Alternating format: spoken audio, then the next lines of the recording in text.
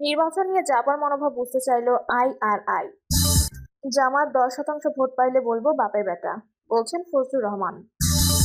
এবং সর্বশেষ জানাবো ইতালিতে সড়কে প্রাণ গেল বাংলাদেশি যুবকের। শুনছিলেন সংবাদ শিরোনাম, এবারে বিস্তারিত। বাংলাদেশ নিরাপদ খাদ্য কর্তৃপক্ষ প্রকল্পের টাকা আত্মসাৎ করে ফেঁসে গেছেন দুই কর্মকর্তা। বাংলাদেশ নিরাপদ খাদ্য কর্তৃপক্ষের একটি প্রকল্পের টাকা আত্মসাৎ করে ফেঁসে গেছেন দুই কর্মকর্তা। তাদের বিরুদ্ধে একাধিক অভিযোগ উত্থাপন হলেও প্রকল্পের অর্থ বিল ভাউচার ছাড়া ব্যয় সেমিনারের আগে বিল ভাউচার তৈরি করে ব্যয় দেখানো এবং খরচের বিলের সঙ্গে ভাউচার না দেওয়ার মতো গুরুতর অভিযোগ প্রমাণিত হয়েছে। তবে প্রকল্প পরিচালকের বিরুদ্ধে আউটসোর্সিং এ নিয়োজিত নারী কর্মীদের ফোন করে বিরক্ত করা সহ বেশ কিছু অভিযোগ তদন্তে প্রমাণ হয়নি। প্রকল্প পরিচালক মোহাম্মদ আক্তার মামুন প্রকল্পের ফান্ড থেকে 23.5 লাখ টাকা উত্তোলন করে নিজের অ্যাকাউন্টে জমা রেখেছেন। বিষয়টি জানাজানি হলে তিনি তা থেকে 20 লাখ টাকা উত্তোলন করে প্রকল্পের মনিটরিং কর্মকর্তা মোহাম্মদ ইমরান হোসেন মোল্লার অফিসের টেবিলের ড্রয়ারে সংরক্ষণ করেন। এরপর প্রকল্প পরিচালককে ওএসডি এবং মনিটরিং কর্মকর্তাকে দায়িত্ব থেকে অপসারণ করা হয়। পরে প্রকল্প অফিসে তারা তালা ঝুলিয়ে দেওয়া হয়। মনিটরিং অফিসার তার ব্যক্তিগত কাগজপত্র সংগ্রহের জন্য প্রকল্প অফিসে ঢুকতে গেলে তার সঙ্গে সংস্থাটির 3 জন কর্মকর্তা ওই কক্ষে প্রবেশ করেন। এ সময় ইমরান হোসেন মোল্লার টেবিলের ড্রয়ার থেকে নগদ 18 লাখ টাকা উদ্ধার করা হয়। ইতিমধ্যে প্রকল্প পরিচালকের বিরুদ্ধে জনপ্রশাসন মন্ত্রণালয় থেকে বিভাগীয় মামলা হলেও প্রকল্পের মনিটরিং কর্মকর্তার বিরুদ্ধে কোনো ব্যবস্থা নিচ্ছে না কর্তৃপক্ষ।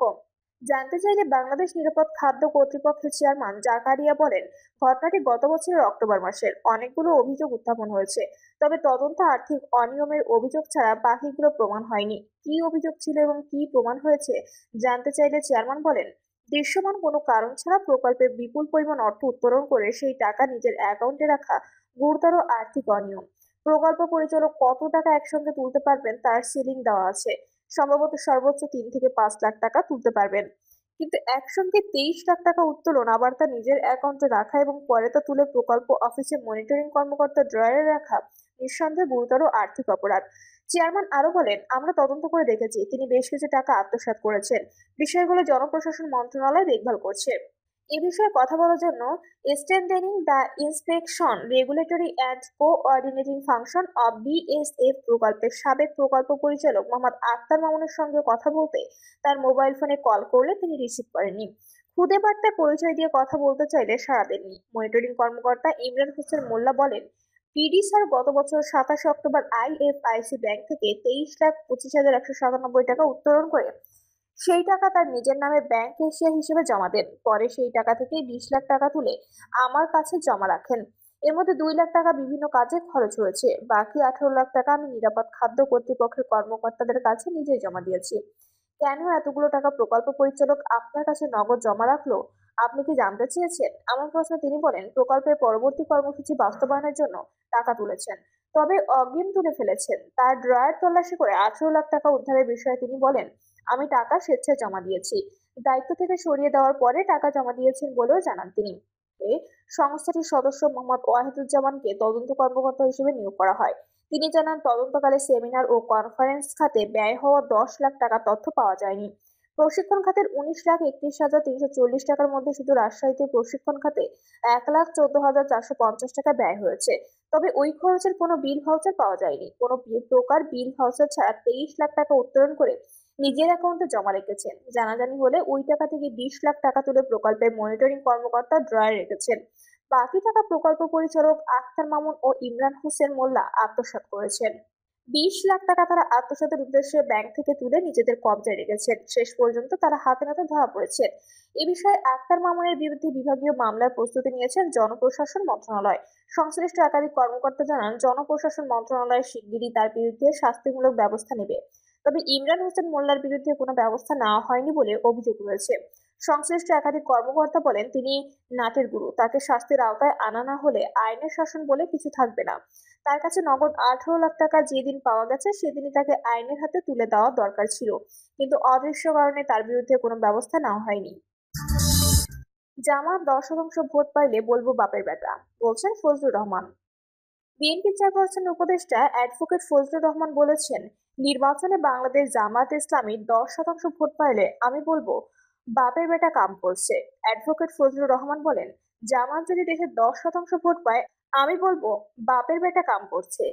কে কি বলল ছোট মুখে বড় কথা। বামন যদি চাঁদ ধরার ইচ্ছা করে আমাকে বলতে হবে, বামন চাঁদ ধরে ফেলবে কেন?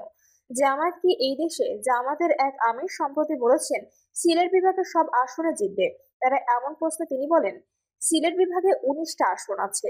আমি চ্যালেঞ্জ করলাম তারা একটা সিটে পাশ করুক, পাশ করলে বলবো হ্যাঁ বাপের বেটা তোরা।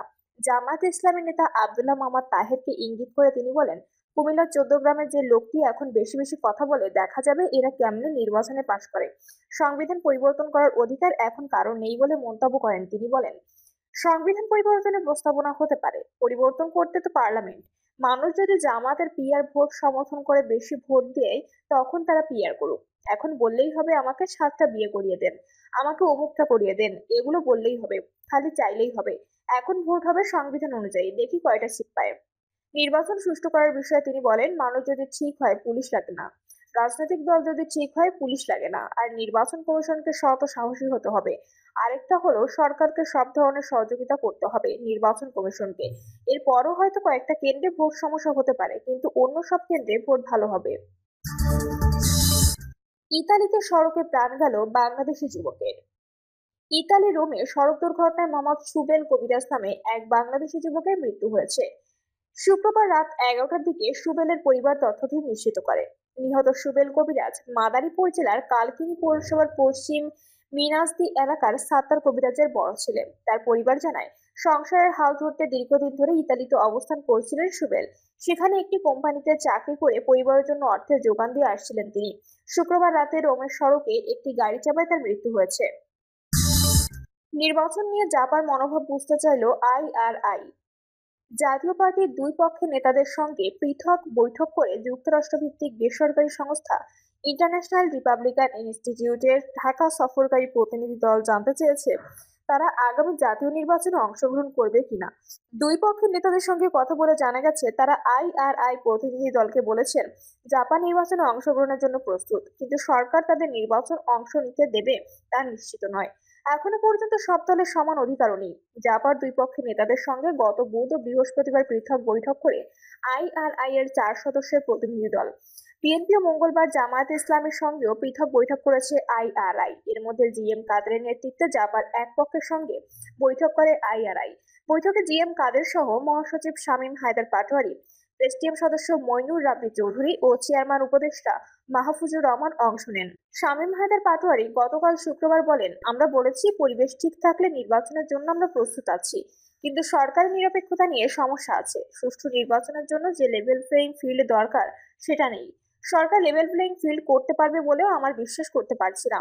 তবে সরকার জাপাকে নির্বাচনে অংশ নিতে দেবে তা নিশ্চিত নন দলটি জিএম কাদেরের নেতৃত্বাধীন অংশের নেতারা। তারা বলছেন, সংস্কার নিয়ে রাজনৈতিক দলগুলোর সঙ্গে জাতীয় ঐক্যমত্য কমিশনের সংলাপে জাপাকে ডাকা হয়নি, তবু তারা নির্বাচনে অংশ নেওয়ার প্রস্তুতি রাখছেন।